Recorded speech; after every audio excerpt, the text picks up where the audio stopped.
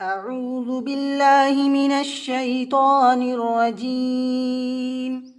بسم الله الرحمن الرحيم. وقال الذي اشتراه من مصر لامرأته أكرمي مثواه عسى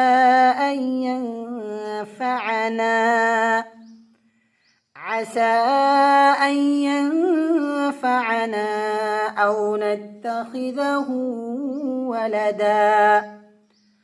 وكذلك مكنا ليوسف في الأرض ولنعلمه من تأويل الأحاديث والله غالب على أمره ولكن أكثر الناس لا يعلمون.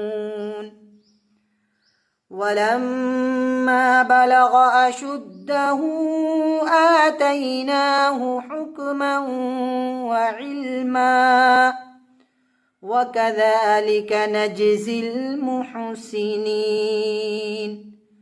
وراودته التي هو في بيتها عن نفسه وغلقت الأبواب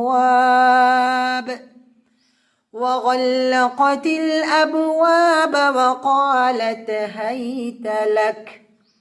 قال معاذ الله إنه ربي أحسن مثواي إنه لا يفلح الظالمون. ولقد همت به وهم بها لولا أن رأى برهان ربه كذلك لنصرف عنه السوء والفحشاء إنه من عبادنا المخلصين.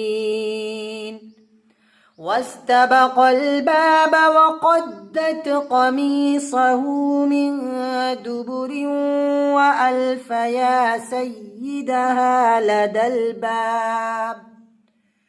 قالت ما جزاء من أراد بأهلك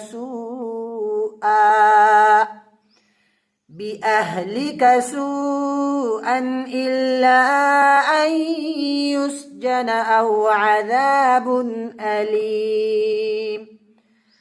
قال هي راودتني عن نفسي وشهد شاهد من أهلها إن كان قميصه قد من قبل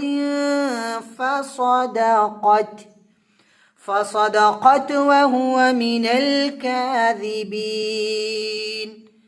وإن كان قميصه قد من دبر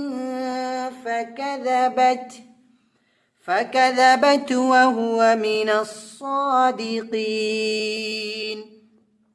فلما رأى قميصه قد من دبر قال إنه من كيدكن إن كيدكن عظيم. يوسف أعرض عن هذا واستغفري لذنبك إنك كنت من الخاطئين.